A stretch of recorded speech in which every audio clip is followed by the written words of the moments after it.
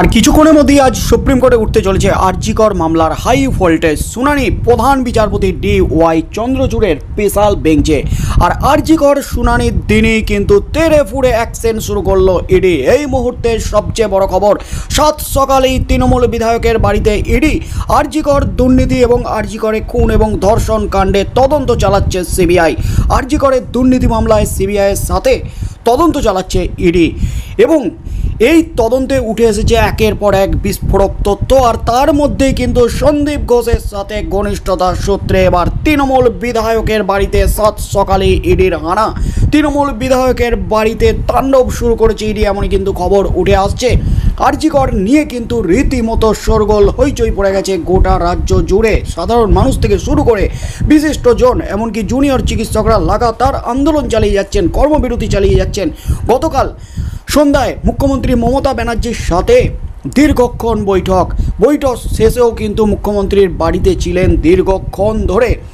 এরপর গভীর রাতে চিকিৎসকরা ফিরে আসেন তাদের আন্দোলনস্থলে ফিরে এসেই কিন্তু বড় ঘোষণা, পাল্টা চ্যালেঞ্জ ছুড়ে দিয়েছেন রাজ্যকে এবং বড় ঘোষণা, কর্মবিরতি চলবে। আজকে সুপ্রিম শুনানির দিকেই কিন্তু লক্ষ্য থাকবে জুনিয়র চিকিৎসকদের। তার সাথে সাথে মুখ্যমন্ত্রী যে প্রতিশ্রুতি দিয়েছেন সেটা কতটা পালন করেন এবং তার সাথে সাথে চিকিৎসকদের যে 5 দফা দাবি, সেই দাবি মানতে হবে রাজ্যকে, তবেই কিন্তু তারা কর্মবিরতি ছেড়ে আন্দোলন ছেড়ে উঠবেন। তার মধ্যেই কিন্তু আজ সকালেই একেবারে বড় খবর, একেবারে ধামাকাদার আপডেট, তৃণমূল বিধায়কের বাড়িতে ইডি। এই মুহূর্তের সবচেয়ে বড় খবর, আরজি কর মেডিকেল কলেজে চিকিৎসককে ধর্ষণ ও খুনের মামলায় মঙ্গলবার সুপ্রিম কোর্টে শুনানি। তার আগে বড়সড় জয় পেয়েছেন আন্দোলনরত জুনিয়র চিকিৎসকরা। তাদের অধিকাংশ দাবি মেনে নিয়েছে সরকার। এবার সুপ্রিম শুনানির দিনই আরজি কর দুর্নীতি মামলায় একযোগে কলকাতার 6 জায়গায় অভিযান চালাচ্ছে ইডি। বলতে গেলে সাঁড়াশি অভিযান। সকাল হতে না হতেই স্মৃতিতে তৃণমূল বিধায়ক সুদীপ্ত রায়ের বাড়ি ও নার্সিংহোমে তল্লাশি শুরু করলো ইডি।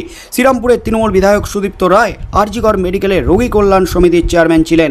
ইডির আরেকটি টিম আবার বালিগঞ্জ সার্কুলার রোডের কাছে ওষুধ ব্যবসায়ীর বাড়িতে হানা দেয়। এই অঞ্চলে রাধা নিকেতন অ্যাপার্টমেন্ট ওষুধ ব্যবসায়ী সন্দীপ জৈনের ফ্ল্যাটে সেখানে তল্লাশি শুরু হয়েছে। এর আগে আরজি কর মেডিকেল কলেজে দুর্নীতির তদন্তে সন্দীপ ঘোষের চিনার পার্কের বাড়িসহ 3 জায়গায় তল্লাশি চালায় ইডি। সন্দীপ ঘোষের মা ও বাবাকে ডেকে এনে জিজ্ঞাসাবাদ করা হয়। সন্দীপ ঘোষের ঘনিষ্ঠ চন্দন লৌহার বাড়ি এবং মেডিকেল সরঞ্জাম সরবরাহকারী সংস্থার অফিসেও হানা দেয় কেন্দ্রীয় এজেন্সি। শেষ অবধি কি উঠে আসবে তদন্তে, শাস্তি পাবে কি অপরাধীরা, সেই দিকেই কিন্তু তাকিয়ে সাধারণ মানুষ। সোমবারই কালীঘাটে জুনিয়র ডাক্তারদের সঙ্গে 5 ঘন্টার বৈঠকে অধিকাংশ দাবি মেনে নিয়েছেন মুখ্যমন্ত্রী মমতা ব্যানার্জি।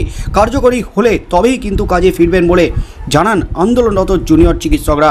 সোমবারের বৈঠকের পর আন্দোলনকারীদের দাবি মেনে পুলিশ কমিশনার বিনীত গোয়েল, স্বাস্থ্য অধিকর্তা দেবাশিস হালদার ও স্বাস্থ্য শিক্ষা অধিকর্তা কৌস্তব নায়েককে সরানোর কথা ঘোষণা করেন মুখ্যমন্ত্রী। আন্দোলনকারীরা জানান মৌখিক আশ্বাস মিলেছে, নির্দেশ কার্যকর না হওয়া পর্যন্ত কর্মবিরতি চালিয়ে যাওয়া হবে। এখনও স্বাস্থ্য সচিবের ইস্তফার দাবিতে অনড় জুনিয়র চিকিৎসকরা। মুখ্যমন্ত্রী জানান মঙ্গলবার বিকেল 4টের পরে কলকাতা পুলিশে বদল হবে। বিনীত যেখানে কাজ করতে চেয়েছেন সেখানে পাঠানো হবে। জুনিয়র চিকিৎসকদের 4টি দাবি মেনে নেওয়া হয়েছে বলেও জানান মুখ্যমন্ত্রী মমতা ব্যানার্জি। তার মধ্যেই কিন্তু একেবারে কলকাতার বেসরকারি নার্সিংহোমে হানা ইডির। আর এই নার্সিংহোমটি হলো তৃণমূল বিধায়ক সুদীপ্ত রায়ের। যে অভিযোগটা উঠেছে আরজি কর মেডিকেলে সরকারি চিকিৎসাজনিত সরঞ্জাম সমস্ত কিছু এই মেডিকেল কলেজ থেকে দুর্নীতির মাধ্যমে নিয়ে আসা হয়েছে নার্সিংহোমে এবং ভুরি দুর্নীতির অভিযোগ উঠেছে। এই নিয়ে কিন্তু গত একদিন আগেই কিন্তু ইডি এই তৃণমূল বিধায়কের বাড়িতে নার্সিংহোমে হানা দিয়েছিল। ঠিক সেই মুহূর্তেই কিন্তু ফুঁসে উঠে বিস্ফোরক প্রতিক্রিয়া দিয়েছিলেন তৃণমূল বিধায়ক। তার সাথে আরজি করের দুর্নীতির কোনো যোগ নেই এবং সরকারি হাসপাতালের সরঞ্জামে সরকারি স্ট্যাম্প দেওয়া থাকে।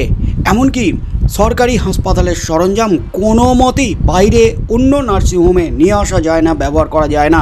এই দাবি পুরোপুরি ভিত্তিহীন, এমনই কিন্তু দাবি করেছিলেন তৃণমূল বিধায়ক। তার মধ্যেই কিন্তু সেই কথায় চিড়ে ভিজল না। আজ সকাল হতেই কিন্তু 6 জায়গায় তাণ্ডব শুরু করলো সন্দীপ ঘোষ ঘনিষ্ঠ মাতাদের বাড়িতে, ফ্ল্যাটে, নার্সিংহোমে, ওষুধের দোকানে, ওষুধের সংস্থায় তেড়ে ফুড়ে তল্লাশি শুরু ইডির। আর এই তল্লাশিতে কি তথ্য উঠে আসবে সন্দীপ ঘোষের সাথে সুদীপ্ত রায়ের যে লিঙ্ক, যে দুর্নীতির অভিযোগ উঠেছে, কোটি কোটি কালো টাকার নয় ছয়, এই সরঞ্জাম বিক্রি করে এমনকি সুদীপ্ত রায়ের নার্সিংহোমে আনা হয়েছে আরজিকর মেডিকেল কলেজে সরকারি সরঞ্জাম, চিকিৎসাজনিত সরঞ্জাম, যন্ত্রপাতি।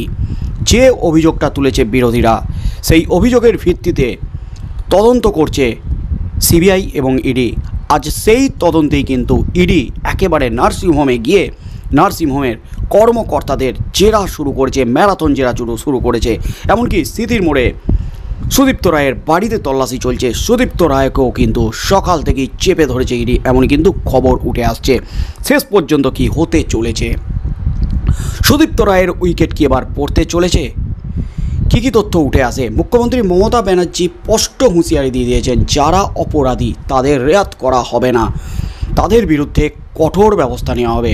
তারা দোষী প্রমাণিত হলে তাদের ইডি সিবিআই তাদের বিরুদ্ধে ব্যবস্থা নিক।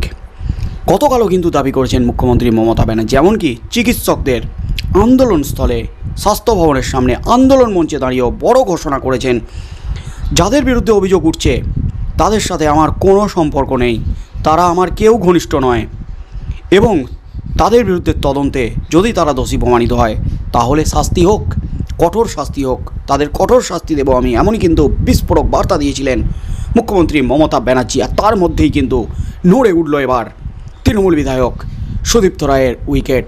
আজ সকাল থেকে জেরা তল্লাশি অভিযানের পর কী তথ্য উঠে আসে? সত্যি কি বিরোধীরা যে দাবি করছে সরকারি হাসপাতালের সরঞ্জাম, চিকিৎসাজনিত সরঞ্জাম, যন্ত্রপাতি কি তার নার্সিংহোম থেকে মিলবে? কোনো তথ্য কি মিলবে? কোনো কাগজপত্র কি মিলবে? কোনো সূত্র কি সামনে আসবে?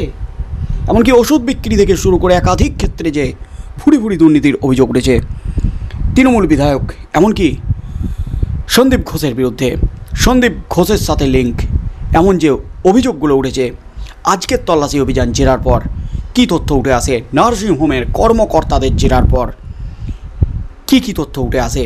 তারা কি ভয়ে সব কিছু ফাঁস করে দেবেন ইডির কাছে? সুদীপ্ত রায়ের নার্সিংহোম বাড়িতে কি মিলবে চকের ধন, বস্তা বস্তা চকের ধন? কি হতে চলেছে আজকের তল্লাশি অভিযান তদন্তে? সেদিকেই চোখ থাকবে গোটার রাজ্যের।